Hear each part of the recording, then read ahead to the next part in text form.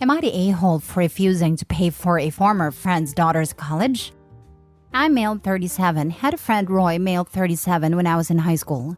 We were friends for years prior to graduating and remained friends some years after.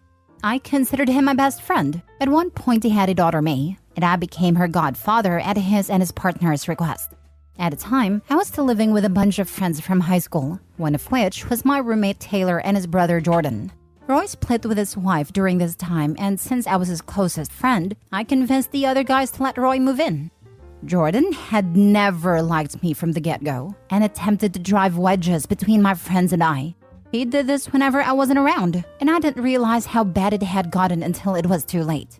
He'd make shrewd comments about my girlfriend being out of my league and my career amongst other things. And a few people who remained my friends told me in more detail that he lied about me, like saying I had trashed the kitchen when it was really him. And despite them trying to defend me, their words fell on deaf ears. I wasn't aware, but apparently even Roy believed Jordan. Our lease was ending near this point, and Jordan, Taylor, and Roy had plotted behind my back to kick me out. We live in a 5-bedroom, and one of our roommates was leaving. But because of Jordan, many of my friends were uncomfortable moving in with me. So, they decided to kick me out to bring 2 new people in, informing me about a month before the lease ended. I was betrayed and hurt, most of all by Roy, the person I considered a brother. After I got kicked out, I struggled on my own for a while. I was 24 at the time, and I had a decent job, which is the only reason I made it on my own, even if it was just barely.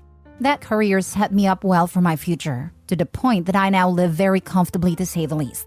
Flash forward about 6 years later, and Jordan drunkenly told Taylor and Roy that he had purposely gotten me kicked out, and that devolved into him spilling his guts about the situation. Turns out he was jealous of my girlfriend, who is now my wife, and how easy my life looked. Roy and the others attempted to reconcile, and though I tried, it never felt right. I made low contact. That brings us to now. May graduated, and they asked me to help pay for her college since I'm her godfather. I refused, based on the events of over 10 years ago now, and the fact that I hadn't been treated like her godfather in over a decade. He, his family, and my mother all seem to think I'm in the wrong, while my wife is annoyed they have the balls to ask. I genuinely don't feel like I am, but I'm sick of being pestered by so many.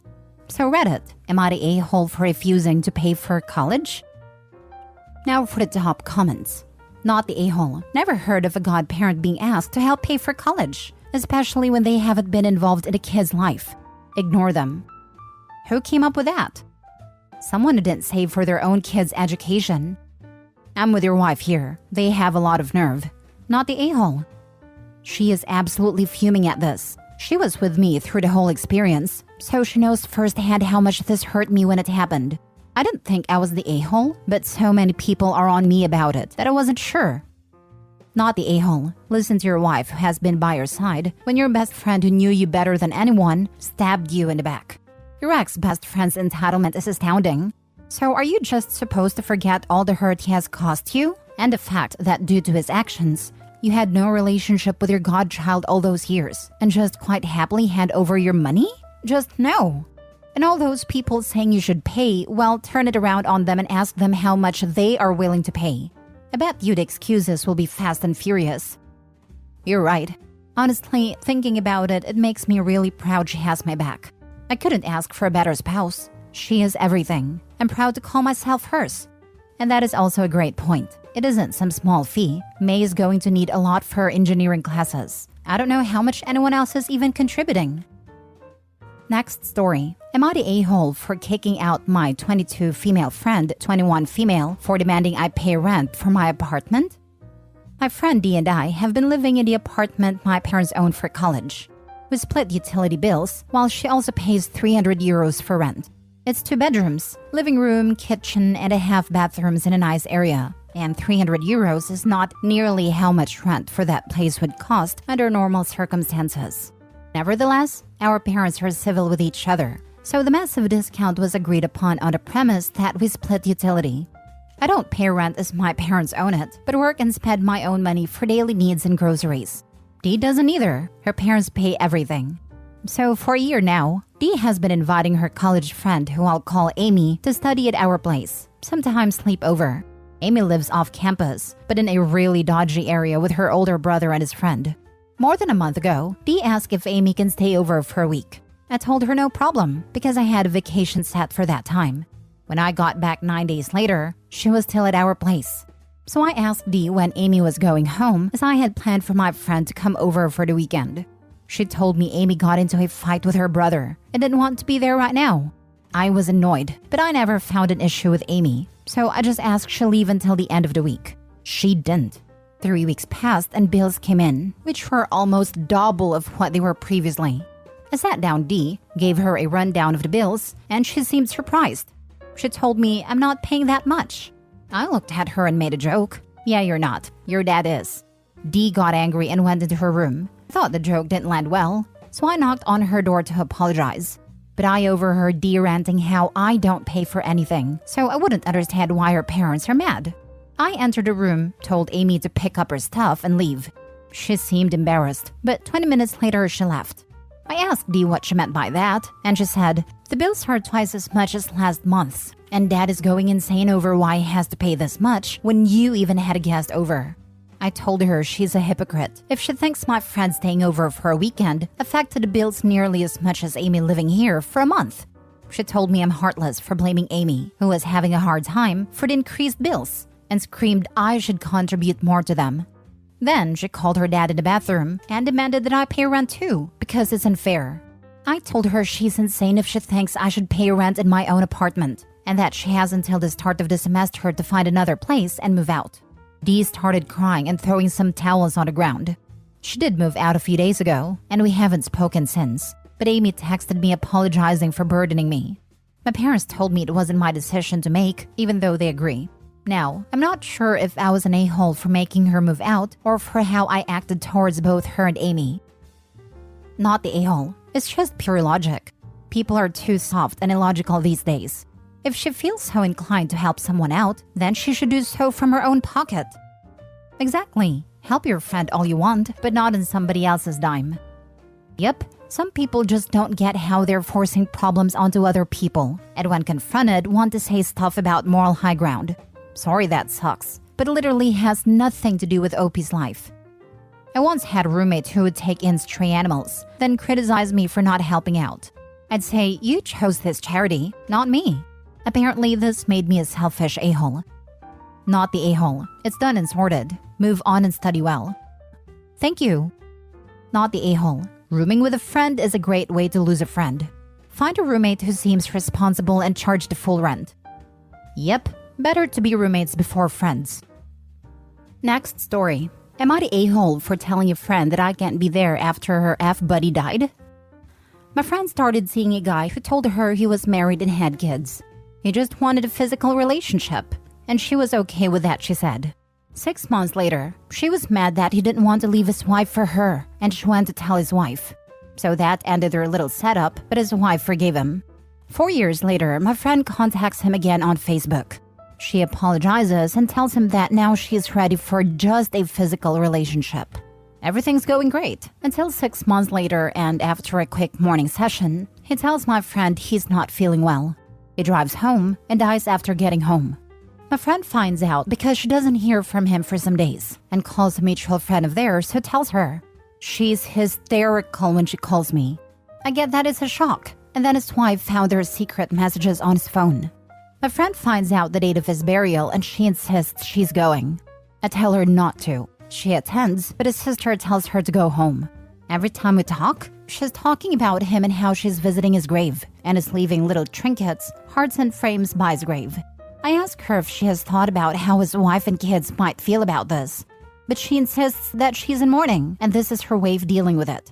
I might be insensitive, but I tell her I find it disrespectful, and that if this was her husband, would she want her dead husband's F-buddy doing that? So in her own words, I'm insensitive and probably an a-hole. I'm just confused because she has told me many times that their rendezvous was just physical and that's all she wanted. So am I the a-hole for putting some distance between this friend and myself and not being there as much as I probably would have had it been a friend or family member of hers who had died? Edit. I know many are questioning my own morals by being her friend. There are many things I wish I had done differently. After his death, she called me and was hysterical. Her wanting to go to his funeral and now visiting his grave is something I've talked to her out of. I've never supported any of what she's doing with this guy. We've known each other since we were little as how our moms know each other and all that. So it's gonna create some contention. Now for the comments. Not the a-hole. I would distance myself from someone that thought all of that was acceptable. She thinks you are insensitive? Says the mistress showed up at his funeral. Wow. Yeah, this is not a situation I would want to be anywhere close to. Fully agreed. Not the a-hole. But you will beat yourself if you don't GTFO before you get caught up in something worse. Not the a-hole. Why are you friends with someone who thinks it's okay to behave like this? At the moment, we're low contact. If we speak, I tell her my opinion about these visits she's making to his grave. So I'm definitely the minority here. But what your friend is experiencing is called disenfranchised grief. It happens when a person's grief is deemed unacceptable due to societal norms. She needs to see a therapist, or her behavior may worsen. What she has done is wrong, but people do not always have a rational reaction to grief. Also, she's getting a lot of hate in these comments, but the only person responsible for this man's wife's feelings is the guy who is dead now. I can't stand a cheater. He's ruined multiple lives, and is not even here anymore to answer for it. Cheaters are the worst, but homewreckers are a close second. I don't know why she's morally in the clear for hooking up with a married man, just because she's not the one in the relationship. People have a responsibility to demonstrate a basic level of decency and concern for the lives and feelings of others, even strangers. Last story. Am I the a-hole for telling my friend it was too damn bad she was uncomfortable? I work as a kind of personal assistant / art handler and organizer to an individual with an extensive collection. It's an interesting job, and I get a lot of opportunities for new experiences and invitations to events. My boss and I do not have the same tastes in art. He's an older, very traditional guy, and that reflects in the events I get invited to and the people that I'm interacting with at these events. We have a world-famous opera in our city, and I was gifted 2 tickets to the opera last weekend, with an invitation to attend a pre-show cocktail party in a private area. This was not a work event for me, but still a networking opportunity and a gift from my boss's personal friend. My fiancé was visiting family, so I invited my friend Sarah to join me. She arrived at my house Saturday afternoon to get ready with me. She had brought a dress to wear that I didn't think she should. It was very pretty, but more like a club dress than an event dress. Bright pink and very short. And our opera is known for a no dress code, just be fabulous approach, so it was fine for the venue itself. But I knew the pre-party was going to be an older, more traditional opera dress crowd. I myself wore a deep green floor-length dress for reference. I offered her the option of choosing something out of my closet, and told her that I thought she might be uncomfortable at a party because of the type of group they were. But she wanted to wear that dress, so I didn't push it. At a party, most of the attendees didn't seem interested in engaging with her, and while outwardly polite, it did feel like they were equally uncomfortable with her presence, as she was being there. She stayed next to me the whole time, which was fine, but she was sullen and kept grabbing my arm to whisper in my ear that we should leave. After the 3rd time, Sarah pulled me out of the conversation and told me she wanted us to leave the party. I got irritated and told her it was too damn bad that she was uncomfortable. I warned her. There are 2 bars out in the public area. She could go hang out there and I'd join her in an hour for the show, but I couldn't leave yet without looking bad. I might not have been working, but I accepted the invitation. And now my behavior here reflects on my boss. And that ultimately affects my job, regardless of it not being officially work. Sarah stayed at a party instead, and eventually it was over and we attended a show. She didn't speak to me at all on the drive home, and texted me after I dropped her off that she was upset by the way I had treated her, and that I should have left when she wanted. I think that's unfair. I talk about my job all the time, and she knows very well that expectations are placed on me at these events, and how I am expected to act. I tried to tell her, but obviously I wasn't going to force her to change. But she's still mad, and a mutual friend is guilting me for not caring about Sarah's comfort, and I'm starting to feel a little bad, and I don't know. Am I the a-hole? Not the a-hole. Fair warning was given prior to the event, as well as an opportunity to change attire. That being said, I don't know the extent of the warning given, and perhaps a bit more detailed explanation should be given next time to ensure the individual in question knows exactly what might occur. Sometimes communicating a warning doesn't match the level of internal concern due to not wanting to insult the person, resulting in them not thinking too much about it, and it may be possible that was the case. Her feelings are somewhat justified, as it sucks being judged like that. But as mentioned, you're not the a-hole here. I just want to add though, while I'm sure there was judgment, Sarah's behavior probably made it worse than just wearing an inappropriate outfit. When you're uncomfortable, you can appear standoffish. Additionally, it sounds like Sarah was standing next to OP the entire time, while also choosing not to engage with others. She pulled OP out of 3 separate conversations. How rude. She was whispering, which is also rude, and obviously wanted to leave with her body language. And she saw OP's formal floor-length dress, so that should have been enough of a clue. OP, in the future, make sure to only bring people who are comfortable holding their own. The seeing OP's formal-length dress is the big thing for me. I feel like if you're the +1 for an event, you should be matching the formality level as the one bringing you along. Especially if you're an outsider, you don't want to be standing out because of the clothes you wear. If anything, Sarah should have been coordinating with OP before even leaving her home to make sure her outfit would be appropriate. Not the a-hole. Sarah came as your guest to what she knew was a career-related function for you. She insisted on dressing inappropriately when advised against it, and her repeated demands that you leave because she was as uncomfortable as you told her she would be were immature and self-absorbed. And so was her refusal to retreat to an area where she might be more comfortable and let you finish working the room. So is her sulking and involving another friend who wasn't there, knows only her side of the story and should STF you instead of getting in the middle. I predict you'll find yourself outgrowing friends like Sarah in about 5, 4, 3, 2.